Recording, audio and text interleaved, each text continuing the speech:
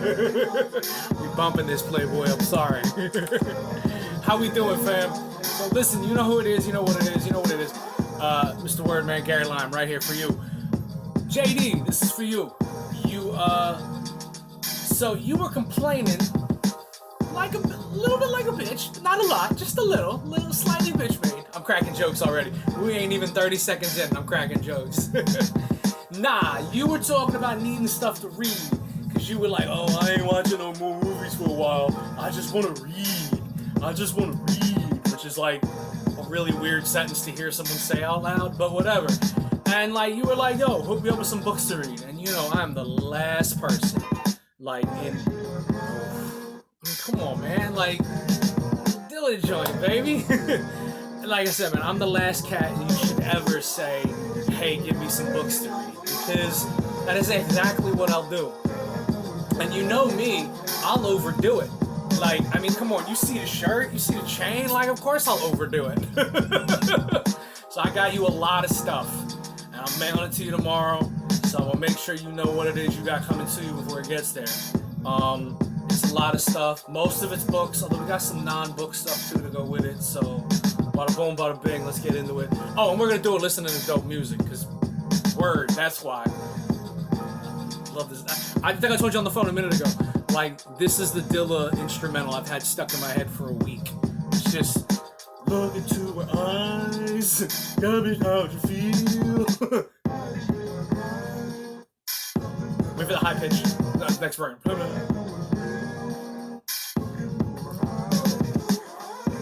I've had that stuck in my head for a week, dude. It is pretty awesome. But never mind all that. Let me tell you what I got you. I don't know anything about this book, Quiet, but you had asked for it, and I was able to find it super cheap on Amazon. So, boom, I got it for you. It's in the mail. It's in pretty good condition. It's from the Stevens Memorial Library, so if you ever run into Stevens, you can be like, hey, thanks. Nah, it looked like it was in good enough condition. I don't know anything about it, but you said you wanted it. I was able to find it for cheap. Boom. I'm trying to put everything here that we can kind of see what it is. So, we had talked before, and the one book I think you would really like if you haven't read is Empire of the Summer Moon. It's a great book, man. It's the kind of book you would love. It's about the Comanche. We talked about it a lot. Oddly enough, I had bought it for you and mailed it to you, but apparently that package just never made it to the West Coast.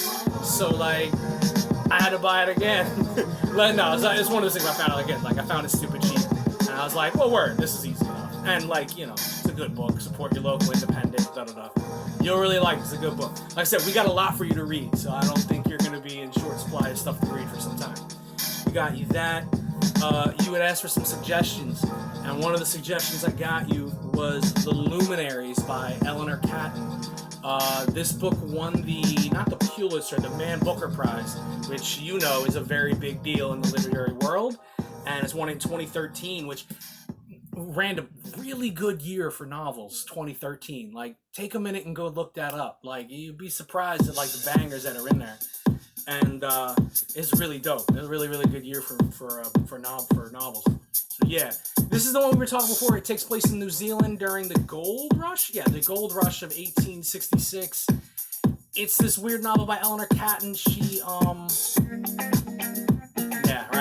yeah, right. Sexy, right? A little disco guitar. You ain't ready for it. You ain't ready for it. Sit back down. You ain't ready for it. It's okay. It's okay. We got a lot of dope music to get through, so don't worry. We go with a lot of dope stuff. This is the book I told you about that she had basically wrote it. She modeled like the plot structure on the Zodiac at that time frame in New Zealand, which is just like the strangest way to do it, but kind of brilliant. I'm kind of mad I didn't think of that first. But yeah. Take a listen. You weren't ready for a disco remix of Too Short. You know you weren't. Fuck you, Jay. You know you weren't ready for a disco remix of Too Short. That's right. Say word, baby. This is so sexy. Anyway, talking about books. Why they gotta say it like short? Why they gotta say it like short, Jay? Jay, why they gotta say it like short? This book is great. It's huge, so you have a lot to read, but it's really, really impressively done. Excellent book. Eleanor Catton, there's a picture of her. She's going to become one of your favorite authors. She's very, very good. So we got that for you.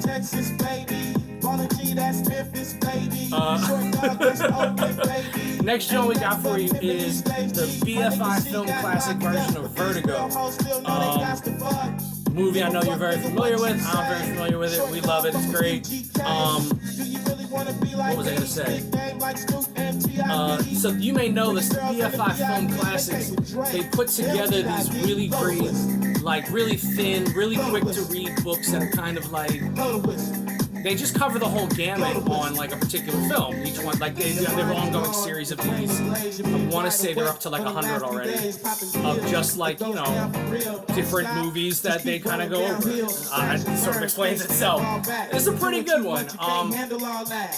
It's not the best book ever about Vertigo, but it's a good like, it's a good primer for it. So if you're someone who doesn't really know a lot about Vertigo or wants to read enough to hear what other people think of it, it's not a bad spot to start. And that said, this is a really, really great series though. So like, if you find any books from the BFI Film Classic series, that they're worth reading just alone for that on its own. Really, really good movie though. But you know what's weird? It's not, I don't think it's as good as everyone says it is, but it is a really good movie. I don't know. Well, we can discuss that later another day. That's for another time. But we got that here for you. Next joint I got you is my current favorite book of the year. Book that came out earlier this year. I think it probably last month, if I remember right. And I'm gonna screw up his last name. I apologize in advance. Man's name is A Little Devil in America. It is by Hanif Abdurraqib. I think I might have said correctly. Hanif Abdurraqib. I got the Hanif part right. The rest of it's anybody's ballgame. Sorry, man. I also got you, in case you noticed, I got you the Strand autograph, John. Yeah. Not a big a deal. But no, it's all notes in praise of black performance in America. It's really, really impressive. Hanif, I don't know if you know his work. You should. You'd be the kind of person who would. He's a poet. He's from the Midwest. He wrote a really good book on... died out there quickly. Yep. Little Joe Higgs. Yep. I know you dig it. You an island guy. You gonna dig it. Hanif wrote a really great book on A Tribe Called Quest a couple of years ago. What was I gonna say? Really good. He's really like, if you can find him on YouTube, there's a lot of lectures and a lot of like interviews and readings he's done. He's really worth the spit. I really, really enjoyed this book. It's kind of hard to explain though. It's basically just essays on. There's a really good sentence here that probably does it better than I could. Hanif has written a profound and lasting reflection on how black performance is inextricably woven into the fabric of American culture. As what does that sentence mean as that gets? It's a really good book. I really, really enjoyed it. Found it very thoughtful and engaging. And it's the kind of book you would really like. It's kind of like, you remember how you discovered David Foster Wallace like 10 years after everyone else, and then you wouldn't stop sending everyone links about it? Even though we were like, Jay, we already know who this is. We've told you about him for years. That's who Hanif's going to be.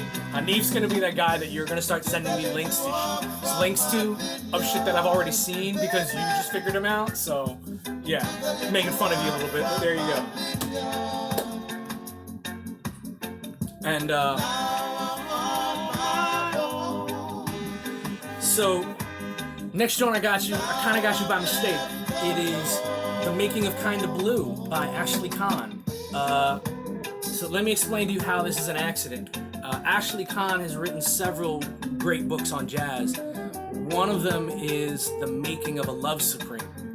And every time I go to the store to buy it, or if I go to like a jazz record store up in the 20s here in Manhattan, here in New York, and every time I see, this book is always next to the Love Supreme book, and I never remember which one I already own, because I'm an idiot, and I own too many books. So I always go, oh, I must not have the Miles Davis one. And I come home and realize, damn it, I already did have the Miles Davis one. So I'm not gonna go through all the trouble of like going back to that record store, returning the book to get the other one. That's just me. So I figured my loss is your gain. You get to read all about the making of Kind of Blue. I'm pretty sure you've heard of it, you know, the album, the musician. Maybe you've heard of Miles Davis. Jazz music, are you familiar? Very, very good writer. Very good writer, very good, like, it's the kind of book you're really gonna like. It's the kind of writing you're really gonna like. So boom, we got that for you. What else did we get you? We still got more books for you. We're only like halfway done the books. That's not I didn't count the other stuff. You need some theater. I always feel that actors, particularly actors who are worth their spit, they always need theater work to keep them on their toes. So if you can't do theater work, you need to be doing something theater related. And so that's why I'm getting you a copy of Hamlet by Shakespeare. That's right, a little David Bowie action. By the way, I've become like every time I think I found my favorite David Bowie song, there's another album I haven't heard before, and I go, oh, there's all my favorite David Bowie songs. He's great. Not that I need to tell you, but Hamlet, Shakespeare, my personal favorite Shakespeare play. Yeah, there we go. What can I tell you about Hamlet that you don't already know? Right? Like, maybe you've heard of it. It's a few hundred years old. It's Hamlet. It's fantastic. It's great. Yeah, man, you gotta keep, you know, when you're far away from the theater, you've got to keep yourself as close to it as you can. And Shakespeare is one way to do it. Fun fact, by the way, in case you're curious, they are reopening the Drama Bookshop here in New York City. That's right, Manhattan, 39th Street on June 10th. They just announced it today. Today being the 19th of May. By the time you see this, it won't be the 19th of May. They literally just announced that they are reopening the Drama Bookshop on June 10th. Very excited. Very, very excited. And, what else? So yeah, more theater coming back, hopefully sooner than later. Next book I got you. So, my favorite, not my favorite, sorry. Here comes the night. My favorite new book, like my favorite book of recent memory. There we go. There's the way I was looking to word it. My favorite book of recent memory is this giant Japanese crime novel. It is called 6-4. Boom, boom. There we go. It's by Hideo Yokoyama. Did I say that right? Yes, I did. Yokoyama. It's basically won every crime fiction award you can win in Japan. He's basically referred to as the Japanese Richard Price, which, if you know anything about crime fiction, you know that is about as high a compliment as you can get today. And this is considered by many to be one of his best books, Hideo. It's a fantastic book. It's huge, and it is an intense read. It's the kind of thing that, like, you have to put everything away to read, and then you have to read it all. Kind of like it's gonna make you want to read it all at once. Like, despite it being 800 pages, not 800 pages, excuse me, 550 pages. Yeah, a bit of a difference. But I can also tell you this on some writing shit, and on some readership. Even though it's 550 pages, even though I know a lot about writing, even though I know a lot about reading, and I know a lot about crime fiction, I don't think I've been more impressed with an ending than in this book. I was thrilled with the ending. I don't remember a better ending in recent memory. It is fantastic. And yeah, right? Let the little knock a little bit. Don't worry, Mr. DJ, we'll hit the volume for you. There you go. And it's just fantastic. It's such a great book. The ending is so phenomenal. It is about... Yeah. You see, Jay, interrupt. You be talking all that goody good thinking that the bull Wordman don't know sick tunes. Wordman knows sick tunes. You need to step back and take a moment. That's right. You know, putting on the reggae cover of Santana joints. Pow, you know? Anyway, So it's a crime novel. It's about give you a better read of it. The parents of a 7-year-old Japanese schoolgirl wait for their daughter's kidnapper to list their demands. They don't know the daughter's identity. They don't know the kidnapper's identity. And then it follows the cop who is working that case. It's amazing. My description of it doesn't do it justice. Let's put it that way. Absolutely great book. I know it's huge. You can hear, like, anytime a book makes a sound when you hit it, you know it's big. Absolutely fantastic. You are going to love it so much. Please read it, because I need more people to talk to about this book. Boom.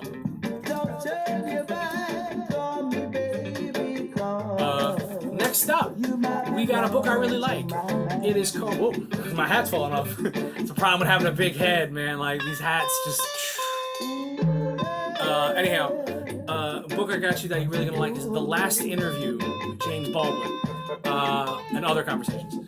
So, there's a series of books called The Last Interview series, which this is part of. Basically, they just go around collecting interviews of famous dead people. So, like, there's one of these for David Bowie, there's one of these for, I think, Lou Reed, Ursula K. Le Guin, like... all of these people who've since passed, and it kind of... David Foster Wallace is another one. David Foster Wallace was actually very good. It collects a series of interviews or conversations or whatever. It collects a series of interviews and conversations, what have you, with these different people over the span of their life and career, usually ending with the last interview they gave. It's a really neat premise. I'm really impressed with it as a premise. Like that, it's one of those things that like no one would ever think of, and then you go, why hasn't this been a thing for a million years?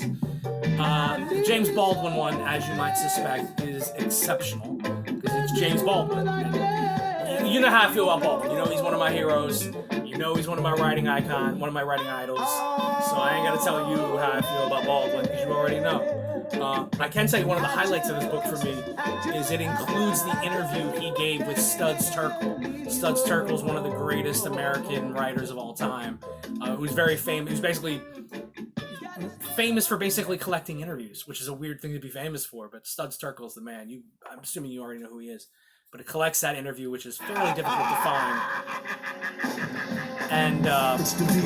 You hear it in his sleep sometimes. Blare it in your Jeep so your peoples can stare at them rhymes. Real rhymes, not your everyday hologram. Even when ribs was touching, never swallowed the ham. Doom action. He'd rather eat a sand R.I.P. man, we missed another one, man. Like you know what I mean? It was Paul Mooney earlier today, and then like, you know, who's it gonna be tomorrow, man? It's kind of where we're at now, you know? Sucks. We're gonna stay positive though, 'cause that's all we can do. Got you that joint. Boom. It's really, really good. You're gonna enjoy. Also, the great thing about these last interview series, they're all really quick reads. So like, recommended there. Good like subway read. Not that you have a subway in Los Angeles, but if you did, you absolutely Anyhow, what I got for you next is Talib Kweli put out a book. Yeah, the Talib Kweli put out a book called Vibrate Higher. I have myself have not read it, but it's Talib Kweli, and I figure, you know, it can't be that bad. You know what I mean? He's a pretty good MC. I'm sure he can write a decent book. Like I said, man, look, you know, COVID hit, can't nobody tour, so gotta make that money. No, I'm sure it's very good. I'm counting on you to read it and let me know. At least I get to sit out in New York and curse, stupid. There you go. Last book on the list, and we got other stuff here for you aside from the books.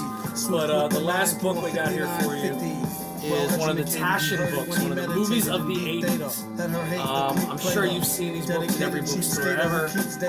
They're surprisingly inexpensive, which is great. So you know, because you know me, so you know how I feel about 80s movies and how it's the worst decade for American film in the history of American cinema. It's just not a good decade for movies in America. My opinion. It also happens to be fact, but hey, my opinion. Anyhow, man, like, it's a nice collection of going over, like, some surprise. It has a really good opening essay, actually, which I give it credit for. And every few pages it's a different, surprisingly really good collection of 80s movies. So like, you know, like oddly enough, she's got to have it, you know. And one quick thing about the book to note is they put them in here by release date. However, if I understand it correctly, it's their international release date. Now, why that's pertinent is that, like, so some movies that came out in the U.S. in 1989, which would technically qualify, aren't actually in the book because they didn't air internationally until the 90s. Really random nerd shit that you don't care about that I do, but nevertheless. It's really great. It's really interesting. Amazing photo. Oh, there's not show that one. It's a little impertinent. Really, a lot of really great photos. You're gonna find a lot of really great pics in it. It's great. These, I mean, again, they have one of these for pretty much every decade of cinema. So you're in luck. It's a good one. I hope you enjoy it. Also, another heavy one. So that's all the books I got for you, sir. I got other stuff here for you. Yeah, right? Pretty sexy, right? I think this is classic breakbeat classic. Classic breakbeat classic. Yeah, there we go. It's called "You Never Come Closer." It's the kind of song that you go, oh, Madlib would sample that, you know? That's a great little, like, very 60s vibe. So the last few things we have here for you. One, we got you a tote bag from the Mysterious Bookshop, which is in Tribeca.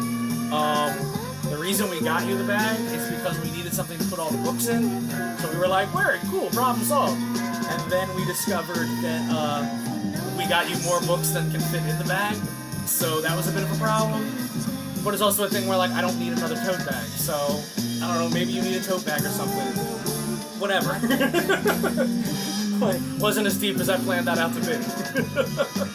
Alright, we got you a shirt. We got you a shirt of a particular group. I think you can tell who it is based on the cover there. Right there, yep. We're not going to unfold it because I think just based on that alone, you can figure out who it is. I hear tell they're for the children. I also hear tell they're nothing to fuck with. Be very careful. Protect your neck, baby pa.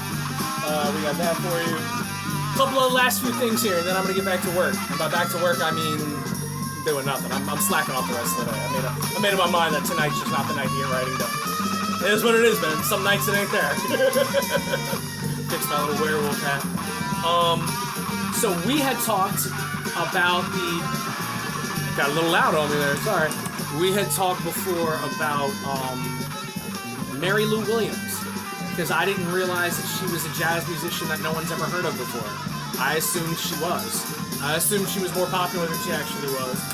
And so what we got here for you is, we got you her album, The Zodiac Suite, which is probably her most famous, on CD by the way, probably her most famous, like, release, although she's got a lot of great stuff. It's also by the, quick note, the Smithsonian Folkways collection. They put out really good quality material. So if you're looking for really good classic music, whether it be folk music, jazz, country music, like not country music, but like old, early Appalachian sound type music, like Smithsonian Folkways, they do a really good job. But they put out her Zodiac Suite. She's put out a bunch of other records after this and before this. I also put in the back there for you a really cool little photo of her from 1940 something. So, like, pretty cool. I was really impressed with it. There you go. We got you that. And then we also got you Midnight Band by the great Gil Scott-Heron and the great Brian Jackson. You know me. You know that I am a huge... I mean, you know how important Gil Scott-Heron is. He's probably just as important, if not more so, than James Baldwin. His work's really, really important to me.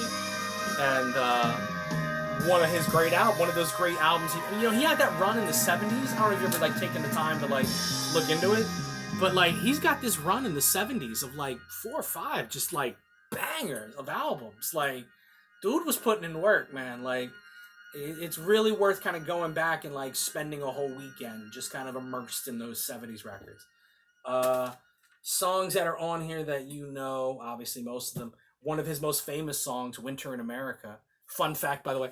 Now listen, Mr. Barman. There's one thing that's for sure. I'm really loving this like cool 50s female jazz vocal stuff. I love it. It's so cool. So cool. Anyway, Midnight Blues or Midnight Band. It includes Winter in America, which is one of his classics. Which oddly enough, he would came out before the album Winter in America. Because apparently they just thought it was a good title, and they apparently got convinced to make an album called that. Off topic. It includes that. It's got a really funny little 15-20 minute bit on the end there from a live performance. It also has one of my favorite songs of his called Must Be Something. I don't know why I have to point to it, but it's called Must Be Something. It's one of my favorites. It's pretty cool. It's a good one too, where it just goes must be something, must be something we can do. It's really good. I love it. It's a really good joint. I like it. You know it already, I'm sure, probably, but whatever. What else can I tell? Oh, we got other stuff for you. Damn, I'm already slowing up. Mr. Paul Robeson.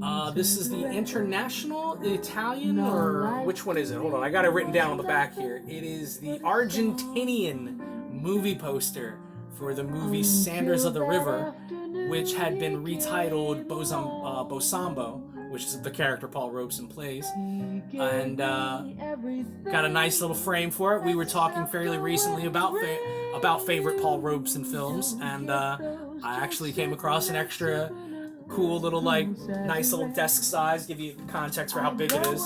You know, not too big, nice size for the desk or hang it up on the wall.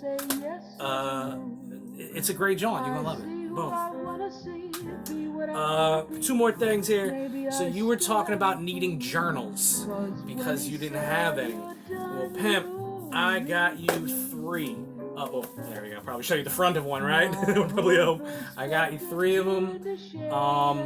3 of them. They're all the exact same because I thought they also say journal on the side there. They give you some. Let me see if I can get the light to catch it. There we go. That I also left on there the ISBN number. That way, if you're looking it up later because you like this particular one, I want more of this particular one, there you go. You can find more of them. Yeah, man, get to writing. Boom. Last but not least, last but not least, we got you this particular painting, this artist rendition, let's put it that way. Yeah, don't get caught in the tailspin. The game filled with a bunch of. This is your old Drew. This is the nicest cat in Brooklyn right now. Not joking. Your old Drew. Go check it out. We got you this joint. I'm not gonna tell you what it is. I'm just gonna tell you to read the back note, and it'll explain everything to you. It's yeah. You're gonna want to read the back of the note. That night at the bar, getting faded like Boris Yeltsin. The rumors that they tell. This cat is sick, nice, dude. Your old Drew. He brings it back. So that's what I got for you. I'm putting all this in the mail for you tomorrow. Mailing out to you tomorrow. Is the 20th, I think. So you should be able to get it then. What else? Yeah, man. What else? Other than that, I hope you're doing good. Hope you're doing great. All this is going to the mail for you. I don't want to hear no fucking complaining about not having nothing to read. I ain't trying to hear that shit no more. So boom. Now you got stuff to read. Now you're gonna start bitching and start watching movies instead. You're like, I got time for all that reading. Nah, read the stuff. Let me know what you think of it. It took a little while to put together for you. And didn't win, always tried my very best. My strike's the deadliest. This life is all about readiness. While most guys from my era. It's all about this readiness. Readiness is all. That's right. You didn't think we'd get a Hamlet quote before we hit minute 29. Alright, man, that's the longest. I'm gonna put this up, put it up later, man. Words of music, baby. Stay fly. Peace. Alright, well, we'll wait out a little bit and see if we can wait out the song still. Oh, there we go. It did end there. Peace.